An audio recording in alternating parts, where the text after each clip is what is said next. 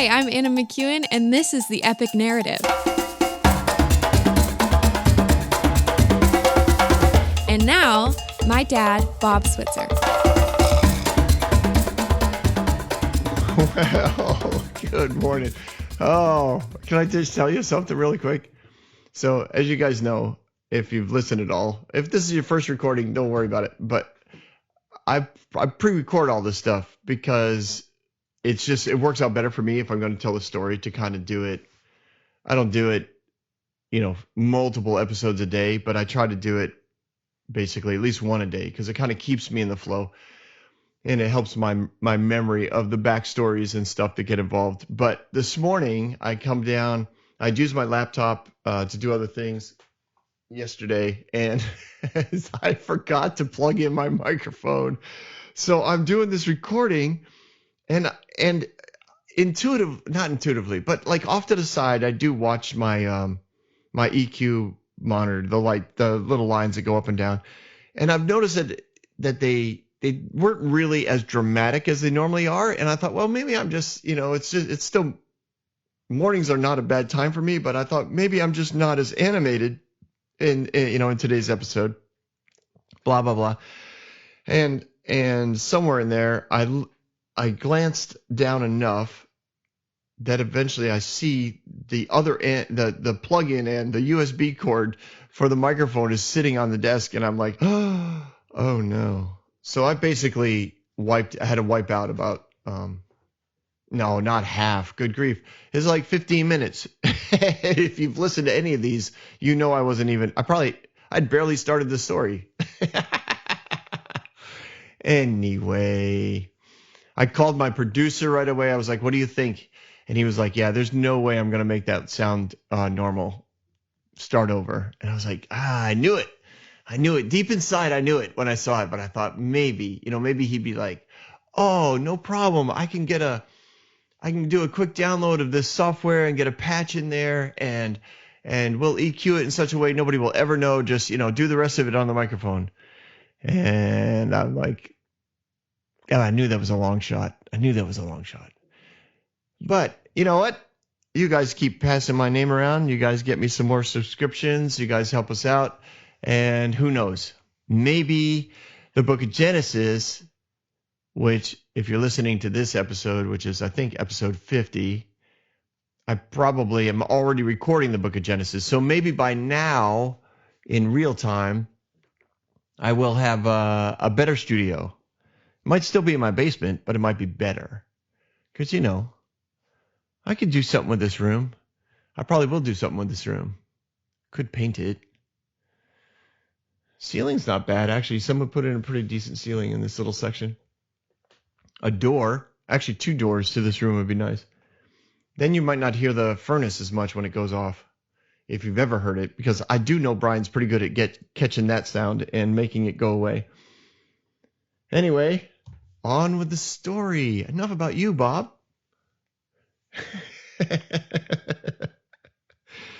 Oh, yes. All right. So, it seems like I've already said this. Well, you have. You said it 15 minutes ago when you started. Okay, so Absalom, things for Absalom are going pretty good. Absalom, Absalom.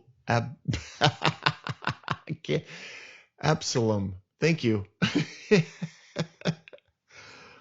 Between that and the names of Zadok and Ahithophel's children, right? Jonathan is fine. I can say Zadok's son, Jonathan, but Ahimaaz. I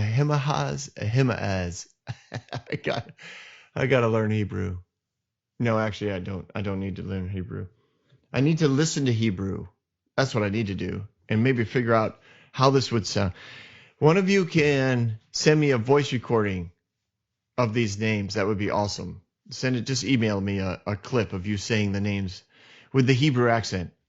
Not that I would, I'm not doing the Life of David anymore, but it might, well, I will do it if I'm, if someone wants me to come speak at their school or graduation or church or retreat, obviously you can reach out to me. And probably many of you already have, but So I will do whatever part of the story you want me to do, and I'll do whatever story you want me to do. Or you can just let me do whatever I want to do. It doesn't matter to me. All that to say, hopefully I've learned a little bit about the Hebrew accent by the time I start the book of Genesis. But only time will tell. Stay tuned. Stay tuned for the next epic narrative. Oh, yes. So everything with Absalom, you did it again, Bob. Everything with Absalom is going pretty well. He gets into the city, remember, with very little resistance. He gets into the palace with no resistance. Everything is lined up for him in the palace. Things are functioning in the palace. Takes the advice of Ahithophel, that he does something that is horrible in the physical realm. In the political realm and the visual realm, it solidifies those who have committed to him, because they all watch him rape 10 women. And of course, in the economic realm and the political realm and the diplomatic realm, he's made it very clear, I am in charge, I'm in charge, I'm in charge. I am not going to work things out with my dad. My dad is out. My dad is out, and I am, how did Ahithophel say it? Basically, I've become a stench in my father's nostrils. In other words, I've done something now that there's no way of reconciliation. Now, that's not true. David, we'll see later. I don't think we'll get to it today, but we'll see later. David is heartbroken and probably would have reconciled with Absalom. But as far as Ahithophel was concerned, he wanted something done that would make Absalom a stench to David, a non-reconcilable offense. Because what David did to Ahithophel's granddaughter, Bathsheba, was an unreconcilable offense. Because Ahithophel's been planning this takeover, looking for the pieces to come together since that day. And I believe that wholeheartedly, and I'll tell you why in today's episode, because I think it becomes very clear. So Absalom takes some more advice from Ahithophel, but this time he's starting to pick up on the fact that he's realized he's been a pawn. He's been a pawn who's been crowned king, and I think as cold as ice, he takes over the narrative. Ahithophel's been controlling the narrative, the frame of the structure of the picture. He's been painting this picture. Everything's going according to plan. He's taken a pawn and crowned him king, and the pawn, either way, but the pawn is incredibly arrogant. He's very, very popular. He understands a lot about running people. And when he becomes king and he starts to sense, wait a minute, I'm just doing everything Ahithophel says. Like, he sees an opportunity. I'm going to find out who's really loyal to me, because it looks like the evidence seems to be here that Ahithophel has been planning this for a while. And Ahithophel really is the one who wants to kill my father. And he wants to make sure that my father's dead. And he doesn't trust me to do it. So he listens to one other voice. Everybody's in agreement with Ahithophel's plan. He listens to one other voice who gives him the exact opposite plan. Basically, centralize your power, make yourself the leader of the nation, call all the tribes to send in troops, put together a huge army. Then it doesn't matter who's helping David. It doesn't matter where David is. You'll be able to crush him. And in all ways, people will look to you as their new king. And that fed Absalom's ego. It fed his plan, and it gave him an opportunity to basically say, all right, who's going to follow me? And the men of Israel followed him. The elders of Israel went with it. So even in that moment, when I picture this as a movie. I can't describe it as well as I can feel it. Like you feel the shift in the room. Everybody's all for Ahithophel's plan, and then Hushi gives his plan, and Absalom likes it.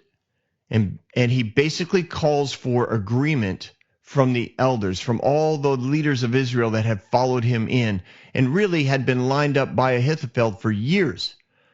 And he's saying, where's your loyalty? Are you going to counter the plan that I like and stick with Ahithophel's plan? Because I'm now king. And I think the elders that are standing there or sitting there, they're looking at each other sheepishly, and they'll look at Ahithophel, and Ahithophel knows this is dramatic. This is huge. And they basically all come out in favor of Hushi's plan. And then Hushi has to tell David what's going on. Because remember, Hushi's main goal was to buy David some time and figure out what's going to happen. So he sends word through a servant girl to... No, he sends word... Oh, read it. Okay, so Hushi tells the Zadok and Abiathar, who are probably in the palace. He tells them what the plan is. Ahithophel said to do this. I told Absalom to do this. Absalom is going with my plan, but tell David he needs to go. Don't spend the night at the fords. Like if you can get this, as soon as you get this message, David, start running. Pick up whatever luggage you have, which isn't much, and start running. Find somewhere else to go because Absalom is coming for you. This isn't an option. Absalom's not going to just let you go into exile like you let him go into exile. He's coming after you. Even in my plan, there's going to be war. And in essence, it's going to be civil war because it's the royal family against each other. And both sides are going to have loyal members. It's going to be ugly. Hushi knows this. So he's like, get on the road, get out of town. The priests tell a servant girl, The servant girl goes out of the city where the two sons are hiding, Jonathan and Amahaz. They're staying at this little village called En-Rogel. That sounded French. Not in France. So I have no idea what that sounds like in the Middle East. But I'm sure it sounds awesome. She goes to inform them. Go tell David, you need to run. Now, the reason why they're staying outside of the city is because they can't be seen in the city. Why? Because they're familiar faces. They are faces of the sons of the high priest. They are known by the people. You know what? The sons of leaders, children of leaders, are often, noted by others. They don't even have to they might not know the leader at all, but they're going to know the children. The children give easier access. They seem less intimidating to go talk to them in a much minor way, right? As a pastor or as a camp director, my children sometimes would deliver messages to me from other people who were a little intimidated to bring their idea to me. Now that's an issue between them and I. If I hadn't created an environment where they felt comfortable bringing it to me, that was on me. But sometimes they just come from an environment where leadership is unapproachable. So they didn't know how else to get me an idea. So they would talk to my kids. And sometimes my kids were fairly small. So they just innocently would bring me an idea and I would know it clearly didn't come from them. It came from someone else. The other thing that often happens, right, is poor kids. Kids of leaders are often like plastered with expectations of people who think, well, you shouldn't act this way. You shouldn't say those things. You shouldn't wear those clothes. And especially in ministry, it's such a small bubble, right? It's a fishbowl. It can get very uncomfortable for kids in that kind of fishbowl. And I'm sure that Jonathan and Amahaz knew what it was like to grow up in a fishbowl. They grew up surrounded by ministry. They grew up in a city that literally had a culture, like they were culturally shifting everybody to a world of forgiveness and love and worship and hope and peace. But because of that, you also get resistance. So any little trip up that they had, they would be pointed out for. And Remember, this is a nation that rejected Samuel because of the way his two sons had been raised. And Samuel, I think, as if you have to go way back to like the first couple of podcasts, but I think Samuel had a personal issue with rejection. He felt rejected, and I think that's why he didn't support Saul. But it was because of his children that he was rejected. People were like, you're fine. We can deal with you. We do not want to be overseen by your children. They are not good people. That's a horrible thing to say. So they're in a nation where the children of leadership has been used to disqualify leadership. So if you don't like what David's doing, if you don't like the culture of worship that he's developing, then you're looking to disqualify his leadership, and the children of the high priest would have been one of the ways that you do it. So I say all that to just give you a full picture, like Jonathan and Ahimaaz. I don't know. I know. I could have looked it up, and I probably could have listened to it on Google, and I'd know how to say it. I didn't. I'm sorry. You guys can send me a voicemail. Google on thebobswitzer.com. Send me a voicemail on how to say it, and I'll figure it out. If I ever come speak at your church or retreat or something along that line, and you want this particular story, I will let you know that I've gotten it, and I will have learned it by then. Okay. On with the story. So the servant girl, now, like the gates of the city would have been closed, but there was always smaller doors and ways to get out of the city, and they were often called the eye of a needle.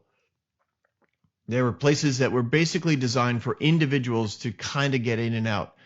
They were available for servants and messengers to come in and out.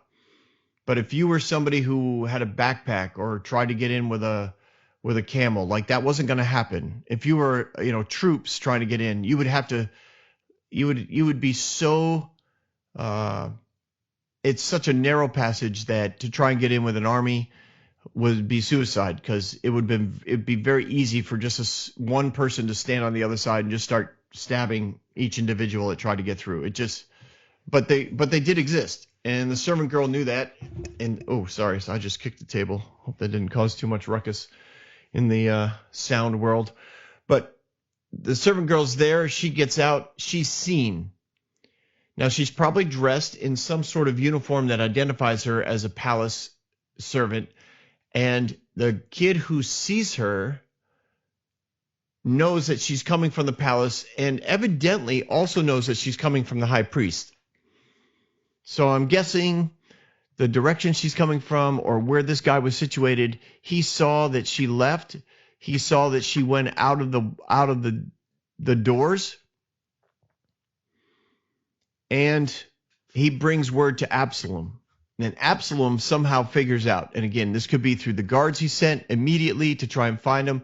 Somehow they figure out that the sons of the high priest are not in the city. So they correctly and immediately surmise that the sons of the high priest are bringing a message to David. They need to be found, and the guards go after them. Now the young men, the two sons, they run and they go to this house, which is only a little bit, not even probably a half mile away.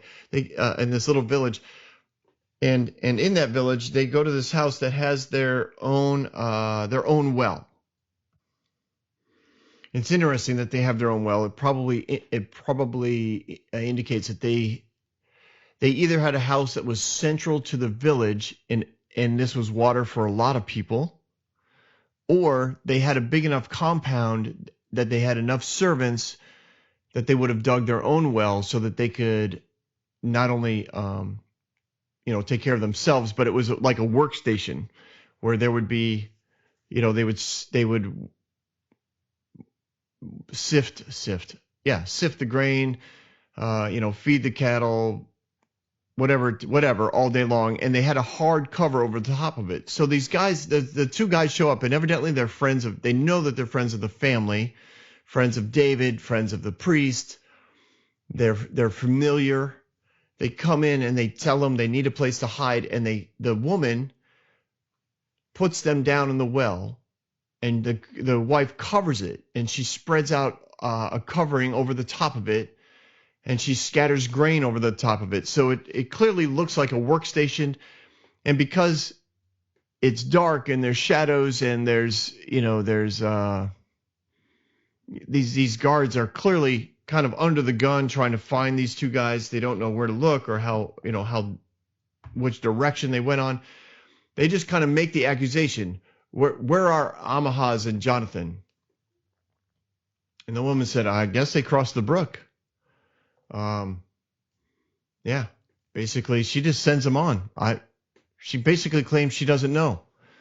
The brook wasn't that far away. Maybe they went there. Maybe they crossed over. So the guards leave. They kind of look around the compound. They look around the brook. They're looking. They don't find them, and eventually they just head back to Jerusalem, empty-handed. Now, after they had gone, the two of them climb out of the well, and they go to inform David at the fords. They said to him, "Set out across the river at once.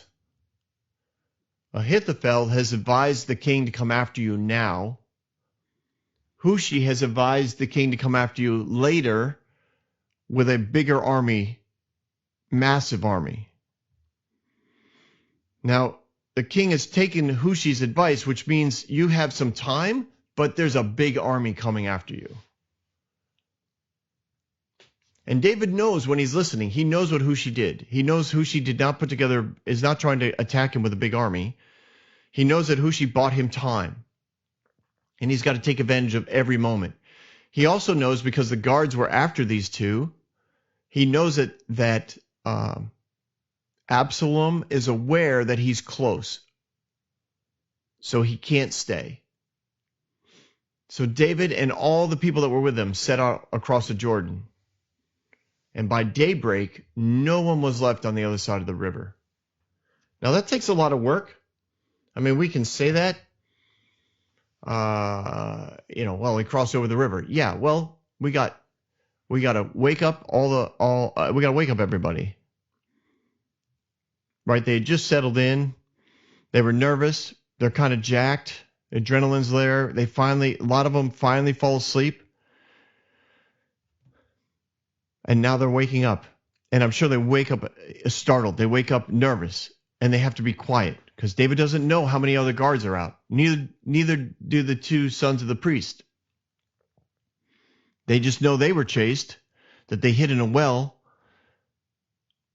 They go and they do this. They do this, right? They help people get their stuff together. They tie it on their backs. They tie it on their heads. They don't have many carts. They have a few donkeys. They still have food and wine that was brought to them by that servant Zibiah. Is it Zibiah? I think it is. It's Zibiah. Sorry. So Zibiah had brought food and water. You got all the troops that had set up probably a double perimeter to try and make sure that no one attacks them, but they also have to be ready to be the rear guard.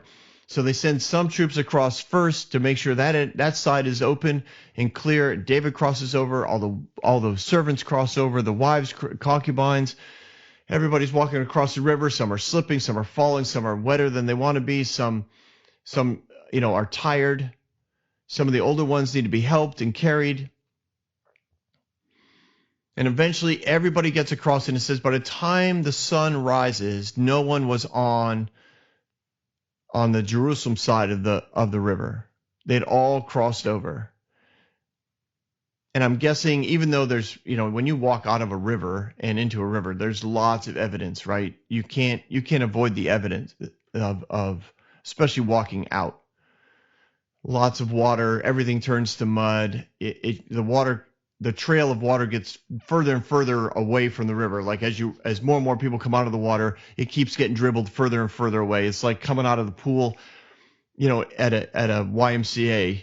If you're the first one out of the pool, you step out, and by the time you get to the locker room, the floor is dry and everything's fine. But if you're the last person out of the pool, like the whole trail to the locker room, all the way to the lockers, is all wet because the whole team has walked in front of you and they've all dripped a little bit more and they've all carried the wet steps a little bit further. So there's lots of evidence of probably close to 800 people crossing the river and walking out of the river.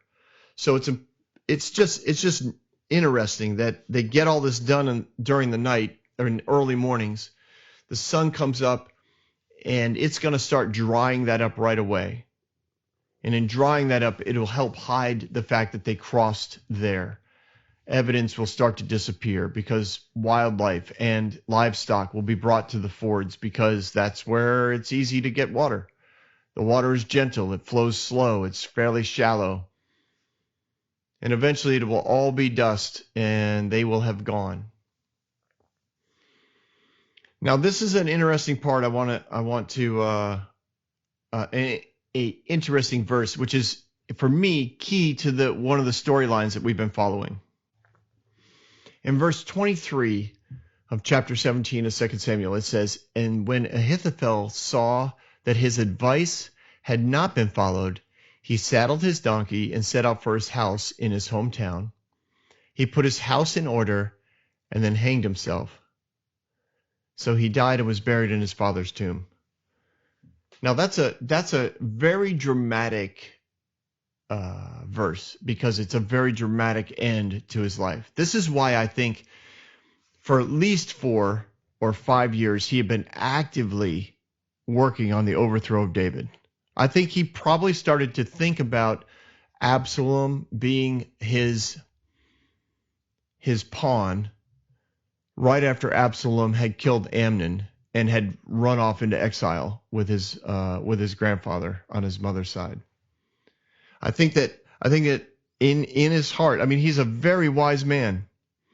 I think in his mind and his heart, he said he started to think, if I can pave the way for Absalom, I think he'll do it, because Absalom understands what this takes. He understands he has the character, or shall we say lack thereof, to overthrow his father. He's got the pedigree. He's got the looks. I think this can work. I think he's been at this for years. I think his first thought was to kill David when he found out what he did to Bathsheba, but he also knew that was not a wise decision, and he waited. And when he saw what Absalom did to Amnon a few years later, he said, all right, I think I have my man, or at least I have somebody I can talk to about it. And I don't think he talked to Absalom for years, but I have a feeling he advised Joab on that whole drama thing that Joab sent to David, the lady the actress that he paid from that particular town to come in and act like an old lady that was mourning the death of her son, yada, yada, yada. He followed along the storyline of Cain and Abel. We covered all that in the previous podcast, but I think Ahithophel had a voice in all of that, because I don't think Joab, although he understands military strategy, he's a bit of a rebel, and I don't think he's one that's going to write a play for David to be convinced to bring Absalom back from exile. Joab would have been more along the lines of getting into a fight with David, like challenging him to a fist fight to see who wins, and if I win, you bring Absalom back, type of thing. Like he would have tried to beat the truth into David, not hired an actress and writ a script for her to obey. He might have. I'm not saying military-minded men can't be creative. I'm not. It just seems odd, given Joab's the picture that we have of Joab in Scripture and in the writings that we have through history and archaeology. Joab was a hard-nosed, aggressive, periodically rebellious military leader. He was a warrior. Anyway, I think Ahithophel's been at this for a long time. You guys know that. I've probably made that point too often. All right. This is one of the main reasons why that whole dramatic scene where Absalom asks for Hushi's advice and Hushi gives Pretty much the exact opposite advice. I mean, he still says go after David. So the core of the advice is, yes, go kill your father. He just, instead of making Ahithophel the center of the advice, he makes Absalom the center of advice and the center of the nation. That feeds Absalom's ego, and it gives him a legitimate second opinion to check the loyalty of all the elders. And they all said yes. And Ahithophel, when he sees, and that word, right, he saw, that concept is a deep word. He looks out and he recognizes my advice is not being followed. In other words, my gig is up. I do not have the role anymore that I thought I had. He is not a pawn. He is not going to do what he's told. He's an arrogant, rebellious son. And I didn't quite get him to do the final step to my plan. And that was to give me the opportunity to kill David. And because he won't take my advice, and because it's not just that he saw that his advice wasn't taken, it was that he was exposed for the advice he was giving. He could see that Absalom understood that Ahithophel had been playing him. And his plan was now over. So he saddles his donkey and he goes off to his hometown, which again is not like a 5-minute ride. It takes a while to get there. It's miles away. And when he gets there, he puts his house in order. In other words, he sets up his family so that they'll be taken care of. And he's so bitter over the fact that David is still alive and he didn't get to kill him. He's so defeated by the fact that he had put together this plan for years and he wasn't able to bring it to conclusion. And not only was he not able to bring it, he's pretty convinced that David will never die, because he does not believe that Absalom has the guts to kill his father. And Ahithophel knows David enough to know that David still has friends. And if David has a week, 2 weeks, a month, it's going to be mayhem to try and kill him. Ahithophel remembers being on the road with David when Saul would bring 3,000 men up against him, and they couldn't find him and they couldn't kill him. He knows that David is in his sweet spot when it comes to military strategies. A smaller group of men, very mobile. He knows that Absalom is out of his element. And even if Absalom somehow wins the battles and captures his father, he just knows it's over. Absalom is not the leader that I keep telling him he is. Absalom does not have the type of character necessary to run this nation. This whole place is going down, and I'm going down with it because I'm the one who put this whole thing in motion. He already lost the loyalty of all the elders that had followed him into Jerusalem. All of them that were fully behind his plan. But when Absalom gave them a second plan to choose from, they all chose to go with Absalom. That was their way of saying, we're going to stick with the king, the guy who actually has the power now, not the guy who was pulling the strings over the last several years. Ahithophel, you're great, but odds are we're not going to die if we disobey you, but there's a good chance Absalom's going to kill us if we disobey him. So we're going with him. So he puts his house in order and he kills himself. He just hangs himself. I don't know if it was out in the barn. I don't know if it was in his bedroom. But it was his way, I think, of just, bitterness just eats you alive on the inside.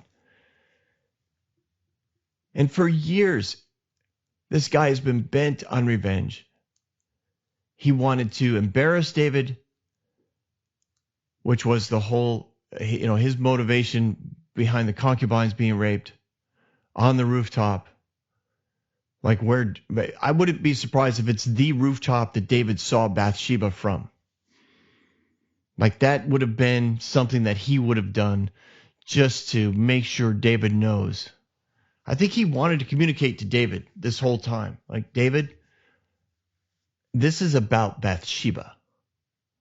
This is about what you did to my family. I think that's why he wanted to be the one to kill David. He wanted to take those 12,000 troops. That's why he's had them all set up in advance.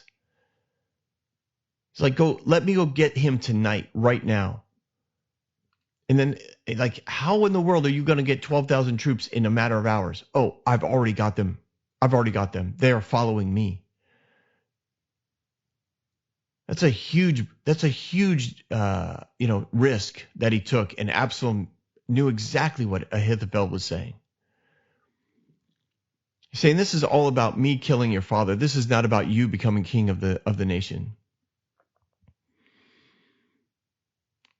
He really believed that in revenge he would find fulfillment, which is one of the biggest lies of offense. One of the biggest lies of being offended is that you really believe that if you get revenge, if you can embarrass them, if you can humiliate them the way that you felt humiliated or embarrassed or frustrated, then payback, karma, you'll see. You'll get your comeuppance. That's from a movie, right? I can't remember what movie that was. That was funny, though. Yeah. He hangs himself. He died and was buried in his father's tomb. That usually happens within 24 hours in the culture in the Hebrew culture. This happened, by sunset. He was buried. It was very unceremonial. This was a man who counseled kings. This was a man who entertained emissaries, ambassadors, dignitaries, royalty from all over the world. They sought his advice just like David would, because David raved about the wisdom of Ahithophel. It was like speaking to an oracle of God. Everyone listened to him. His children learned and would listen to Ahithophel. He had influence and probably taught in the schools that the royal families and government officials' families would have gone to. He had influenced nations. And he died alone and was buried. No ceremony, no celebration, no speeches about his amazing life and where he came from. No recognition that David found him in the wilderness. Remember, who were the people that came to David when he was in the cave? The destitute, those that were indebted, those that were on a the wanted list, had death sentences from the king. Somehow Ahithophel's life had turned crazy upside down, and he ended up in a cave with a shepherd boy who had been appointed a general, who had won multiple victories, who had defeated a giant on his own. He ends up in a same cave with this guy, and this young man recognizes that Ahithophel is filled with wisdom from God, not just a smart guy with experience. He had a way of hearing the voice of God that was recognizable to David, and David kept this man close. This is a really sad end to the life of Ahithophel. But that's what happens when offense stays in you and it turns to bitterness. And in some way, whatever you try to accomplish it will literally never satisfy you. Even if Ahithophel had come to a place where he got his one-on-one moment with the king in some dramatic cave scene in the wilderness, and he's got the sword out, and David's curled up in a corner, and or backed against the corner, not curled up, but backed up against the corner. There's nowhere for him to go. And Ahithophel's able to, spew out all the hurt and pain and anguish that he had on David for just putting in jeopardy everything that they had worked so hard to produce in this country. The amount of internal, relational, and leadership wisdom that it took to shift the culture of a nation. Like Ahithophel felt all that, and David put it all in jeopardy. He almost threw it all away for the sake of somebody else's wife. You didn't even need to have sex with somebody. Like, you could have had sex with anybody that night. You have a palace, in essence, filled with them. And what are you doing? You throw it all away for that? Oh, Ahithophel was deeply hurt and deeply wounded by David's lack of restraint that night. And remember, David made a ton of choices that night. It wasn't just he fell in love and he couldn't help himself. He made, I think we listed at least 15 conscious choices to bring Bathsheba to his bedroom. All of that is legitimate. All of that is in Ahithophel for years. All of that has been burning within him. And when he doesn't have the opportunity to kill David, he just goes and kills himself. And I personally believe that even if Ahithophel had that moment and he was able to spit all that out at David and he was able to kill David, I think he still would have ended up going home and killing himself, because it is never satisfying. Bitterness is never satisfied. That's the essence of sin. Sin is never satisfied. That's why the enemy comes to kill, steal, and destroy, because death is the only way out of that cycle if you don't repent, if you don't find a new way to look at things, if you don't walk into the love of God and let him heal that pain, if you don't relationally restore what needs to be restored so that you're whole again, you're never going to be satisfied. You become a constant victim of circumstances. You have to control everything so that you're never hurt again. And that's what Ahithophel did. He controlled everything until it all fell out of his control. And he went home, put his house in order, and killed himself. And he was buried with probably just his wife and children around. It's honestly, it's such a sad ending. A bitterness that doesn't ever end well. Ever.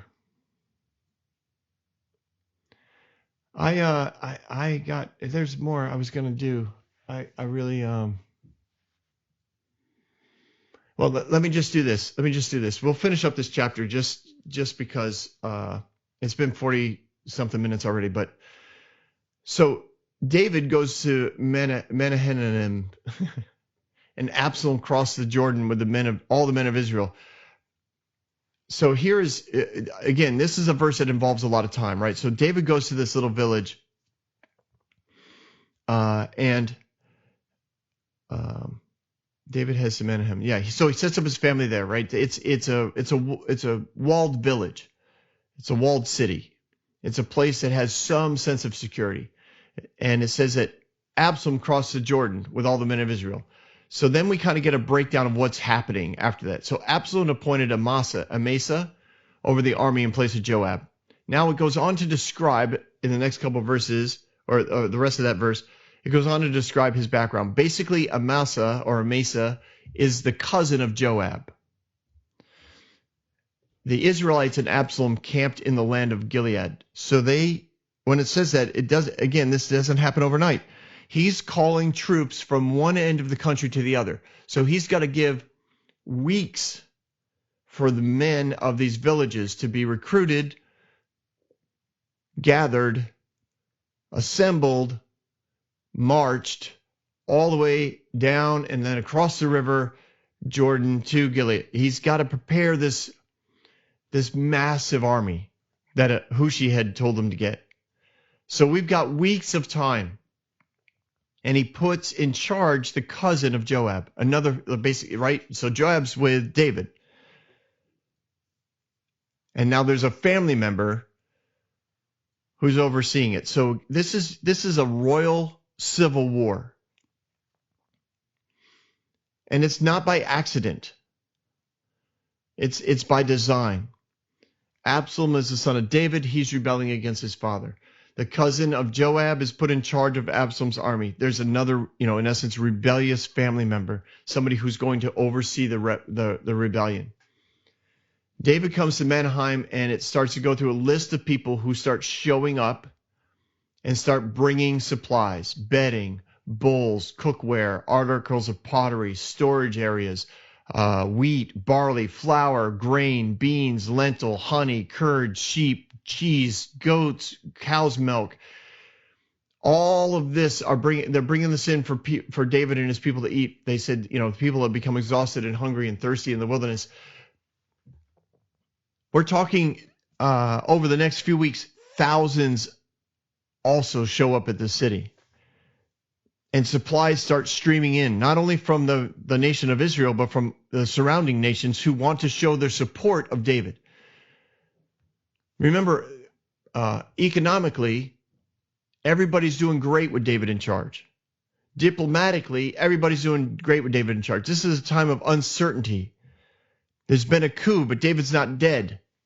David's alive. David has Joab, his main general, and two of his mighty men. David's won these kind of battles before. David is somebody you could put your money on. Absalom is good looking. Absalom has a ton of people on his side, but Absalom has no experience. Absalom's not a general. And Absalom's one of his number one counselors is now dead. So people start to wonder, who's gonna win this? Absalom's trying to make such a show that it becomes obvious, like, I am so good and so big and so powerful, there's no way anybody beats me. But there's plenty of supplies of men and what do I want to say? Not supplies. Provision. Men and provisions are still pouring into David. And David knows all this. And he keeps track of all of this. And his numbers grow.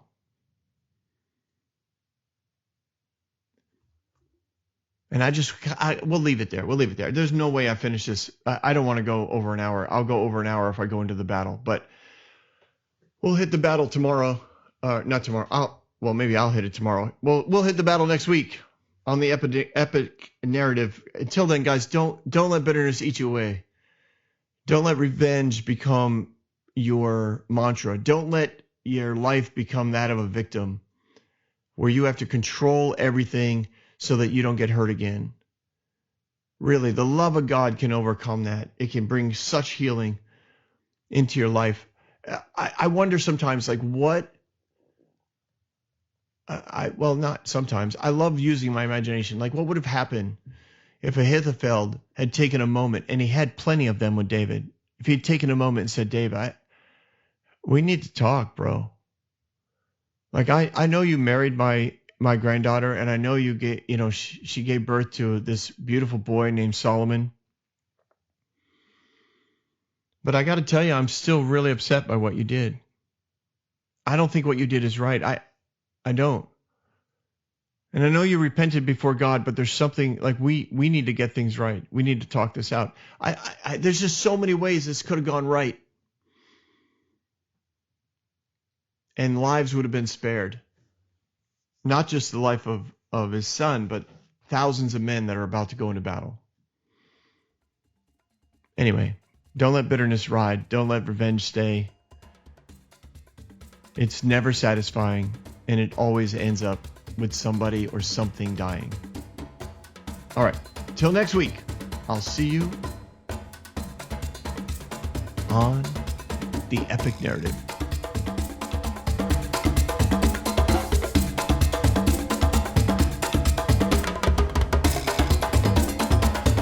Hey everyone, thanks for listening. If you like what you heard, you can subscribe to this podcast on any platform you use. You can also reach out to Bob for questions or booking at thebobswitzer.com or email him at thebobswitzer@gmail.com. See you next week, guys.